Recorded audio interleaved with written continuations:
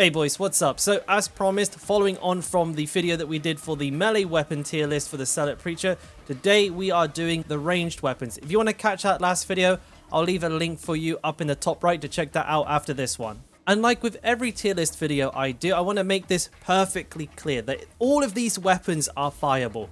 By no means is anything in C or even F tier unable to clear damnation. They absolutely can. This tier list is comparing their power relative to the other guns, and if your favorite one is not as high as that you would like it, by all means, please explain why you think it should be in a different place, and if there are other things that you would move and why, just let us know down in the comments below. Be constructive, perhaps you may know something that we don't, and I really do love reading the comments and finding these interesting builds that you guys have. Now, with all of that said, we're going to start with our first guns, and that is the Headhunter Autogun family. We have the Agrippina Mark 8, the Frax Mark 3, and the Frax Mark 7. We're going to talk about all three of them generally together and then split them apart where needed. All of the Headhunter guns then, they have respectable DPS, great stopping power, and great suppression.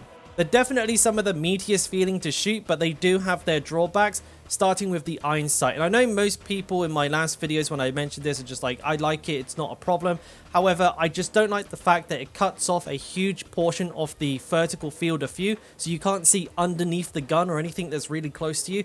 That's a huge detriment. Secondly, when it comes to the burst fire versions of this gun, the recoil is just far too high and the bullet grouping is all over the place. For something called the Headhunter, it can be wildly inaccurate, anything past medium range. Then when it comes to damage, when you're talking like damnation or heresy modes, they fail to hit critical breakpoints to kill things in one burst or even two. Crap, there's situations where I end up even having to put 3 bursts into just a regular enemy in order to kill it, so they just don't quite have the punch you would expect them to have. As far as placements go, I'm going to be putting the Mark 8 and the Mark 3 in C tier. And then the Mark 7 is actually going to be in B tier, and that is because this is a single fire version of the guns. It is far more usable in my opinion, highly accurate, higher damage, great rate of fire for a single fire gun, but it does still suffer from all of the drawbacks that I said, and that is why it's not higher. One final thing to consider when looking at the Headhunter guns is the blessings. They're able to make use of Crucian Roulette, and this is a very interesting blessing for 2 reasons. First of all, it increases your crit by 4% for each bullet missing from the magazine, and it's a global blessing, or at least it is at the moment. I don't know if it's intentional, it doesn't seem like it should be, but what I mean is that if you empty your clip and then switch to your melee weapon, you're then able to make use of that increased critical chance. It's worth mentioning that it doesn't seem to be an exact math, because if it was, you'd be able to get over a 100% crit rate with some of these guns, and that is definitely not the case. People are sort of speculating on how it works, but I don't think anyone has a definitive answer. But what we can say for sure is that you definitely get a huge boost to your crit rate if you do that. As for pairing it with another blessing, anything that increases your damage with these guns is absolutely fine. And as far as perks go, increased flak damage, increased elite damage are good recommendations I can give you. Now moving on to the Lasgun family, the only guns in the game to have a red dot sight, so they are massively easier to use than pretty much every other gun on the list. They are highly accurate, very ammo efficient, and have respectable DPS across the board. They don't necessarily have very much stopping power or suppression, but it doesn't matter too much if the things that you're shooting at are just plain dead. Now let's break them down individually. We're going to talk about the Mark 4 first. That's the blue one. I like to think of this one as the SMG of the family. Has the fastest rate of fire, but also has the lowest damage. If you're playing in Malice or below, which one you take shouldn't really matter too much, but once you get above that, the Mark 4 just takes way too many shots to kill something. 4, 5, maybe even more headshots to kill an elite or special on damnation. It's just far too much. And for that reason, I'm just going to have to put that in C in the grand scheme of things. Now moving on to the 1A, this is the green one. It sits right in the middle of fire rate and firepower. I'm going to be putting this one into B because even though it does a lot more damage and is able to even just one-shot a lot of things with headshots on medium difficulties in the game, it suffers from that same problem of damage fall-off in the higher difficulties, requiring multiple headshots to put something down, which is just something that's going to be a real hard thing to execute reliably. Now we're moving on to the big papa, the daddy of the Lasguns, the MG12. This thing packs a punch. Obviously has all of the benefits of the other Lasguns, but this thing can reliably one-shot things to the head.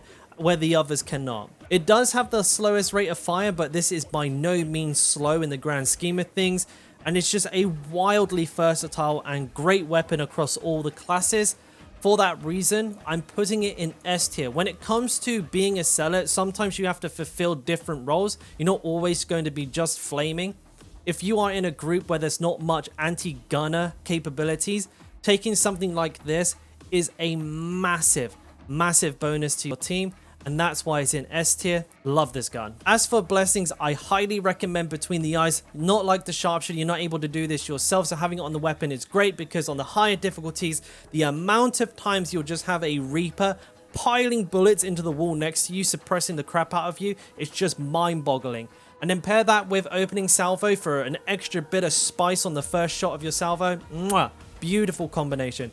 And as with all guns, as far as perks go, flak damage, elite damage is what I would go for. And coming up next is the Stub Revolver. This is a wonderfully versatile weapon, has a bunch of positives. One of my favorite things about this is that it's so quick to swap to and from, which as a Zealot is a very valuable feature to have. It does an incredible amount of damage. It's one of the highest single shot damage guns in the game. It penetrates through multiple enemies. It can even damage carapace armor units like the Crusher, as well as enough stopping power to knock basically any enemy over with 1 or 2 shots. But despite all of these positives, we're only going to be putting the Stubby in at A, and that is because it has just as many drawbacks as positives.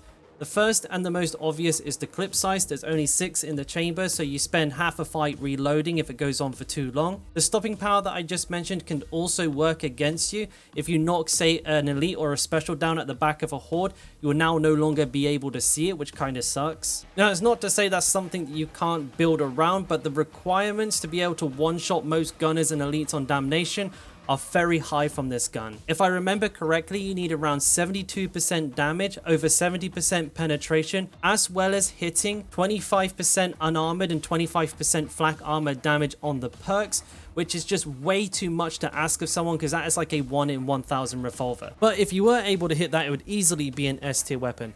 As for everyone else, for blessings, I'd recommend Crucian Roulette, of course, because of all the same benefits I described that it has with the Headhunter rifles. Plus, I really love Glory Hunter, but anything else that increases the damage is just as good. Now we're going to be taking a look at the Combat Shotgun. A surprisingly well-rounded weapon, does a ton of damage, and has very respectable range for the type of gun that it is. I personally like the special attack on this one. It's kind of like a horizontal spread of pellets that can just decapitate a whole bunch of enemies, providing they're pretty well grouped up. But I'm only going to be putting this in C. And the reason for that is that it just doesn't behave like a shotgun. To me, this feels more like a medium range DMR rifle. It's very good ADSing in and taking out single units at a distance. And like I said, the special action can give you some improved area of effect for a more shotgun-like experience, but in general, the pellet grouping is far too tight on this gun. And if you're looking for something to take things out at medium range, there are just way better options. As for blessings, nothing really stands out here. I think you can just basically take any 2 of the blessings this gun has, and they'll be just as good as any other 2. Now, moving on, we have the braced autoguns. These come in 3 variants, the Mark II, the Mark IV, and Mark VIII, and where they differ is in fire rate and damage per bullet. I will say with quite a degree of confidence that I believe that no matter which one you pick, the DPS output is basically the same. So whichever one you like, it's all down to personal preference, and we're going to treat them as one gun when talking about them moving forward. And as far as that damage output goes, it's very respectable. They're able to kill most things, even on the hardest difficulties, with relative ease. These guns are extremely forgiving when it comes to aim, and they're actually just in general very fun to use. But because they don't really shine in any specific way, and they do of course have a couple of drawbacks, we're only going to be putting these into B. I say only, I think B is actually pretty good. The drawbacks in my mind are, first of all, are the just complete lack of accuracy beyond medium range. Trying to kill things that are quite far away, like 40 meters with this, is just impossible and a waste of ammo. Speaking of ammo, they're not the best with that. They're not the worst either, but again, if you're competing with another player for ammo, you can find yourself running quite low at times. And then when all is said and done, I consider these to be well-rounded, perfectly usable weapons in all scenarios. As for blessings, I like to take hit and run, and then something that increases your damage that suits your playstyle. As for perks, unarmored, flak armored, and elite damage are my recommendations. Next is the Shredder Autopistol. Now this thing does a surprising amount of DPS when you're up close, but we are a Zealot, so being up close is kind of our forte for melee, which means that it's not really a great gun in that respect. However, it does do a lot of damage and it can be really fun to use. There's a lot of really interesting blessings with this one that change the way that you use it slightly. I personally like Blaze Away and Cavalcade just for holding down the button and just watching things melt. Very hard to recommend it just because it lacks any actual range, but I'm still going to put it in C because again, it can be pretty fun to use. For perks, I think for this one, probably flak armor and unarmored are going to be your best bet. Now we're on to the Bolty Boy, everybody's favorite gun. It's going straight into F. No, I'm kidding. But for real, this is a really versatile gun on the Zealot for a number of reasons. I didn't rate it too highly when I was talking about the sharpshooter, but that is because I don't think this is the best gun for taking out lots of gunners. But for a Zealot who's using it to do multiple things, like it's an oh shit button, it's also taking gunners out, and it's an anti-armor gun, it does everything a Zealot's going to need from a gun really well. And because you're not constantly firing it, the ammo consumption is not such a bigger issue as it would be on the sharpshooter. It's still an issue, but not so much. This is an S tier gun for the Zealot. I run this almost permanently. I switch between a few other things depending on what my group needs. But if I am not too sure of what the team composition is going to be, the bolt gun is my go-to. I think for the Zealot, this is probably, if there was an S plus tier, I'd put it in that. It's just so damn good for this class. For blessings, I highly recommend Pinning Fire and Shattering Impact. And then when it comes to perks, I think that's a lot of personal preference. It's down to what you feel like you're having the most issues killing. That's what you'll want to try and target with those. Then, as if to like completely contrast that, the yang to the bolter's yin, the heavy Laspistol is just going to go into F because I feel like this gun is a remnant of like an accessory offhand for another weapon. It just doesn't make any sense on its own. It's F all the way. Coming up now are the Infantry Autoguns. Comes in 3 variants, the Mark 1, the Mark 5 and the Mark 8. Much like the braced autoguns, these all seem to come out to the same DPS. The only difference being is their rate of fire or the amount of power behind each bullet. So I think it really comes down to personal preference. You prefer that more SMG playstyle or something with a little bit of extra saucy sauce behind each shot. As far as positives go, they're all very well-rounded weapons. I actually like playing with these quite a lot. They do a respectable amount of damage. They have pretty good range, actually much better than the braced autoguns, and that is probably in part due to the fact that they have an actual ADS sight, which isn't that fantastic, but it does have one. Because of the all-round just nature of these guns, I think it won't be any surprise to anyone that they're going to be placed in B as well. They share a lot of the similar downfalls of the braced autoguns. When you get into the higher difficulties, they don't quite pack enough punch to actually get enemies down in a timely fashion. Their ammo consumption is a little bit too heavy for the higher difficulties, and the iron sight is just, I really don't like it. Again, they're too big, they're too clunky. I'm not a huge fan of them, and the recoil on these can be pretty unwieldy at times, so you can't really just let rip into a group unless you're at super close range. Still think they're fantastic guns. Honestly, couldn't recommend them enough if you're looking to just have good, clean fun with Darktide. But when it comes to blessings with these guns, I really don't have any straight up recommendations. They all seem to be a little bit dependent on how you actually use this gun. So I'd recommend checking out the different combinations that would suit how you want to use it. As always, perk recommendations are unarmored, flak armored, and elite damage, whichever two you can get your hands on. Now, last but not least, the Flammer. Probably the most iconic weapon for a Zealot. Maybe the Thunder Hammer outdoes it, but the Flammer is just chef's kiss. It's a beautiful horde clearing weapon.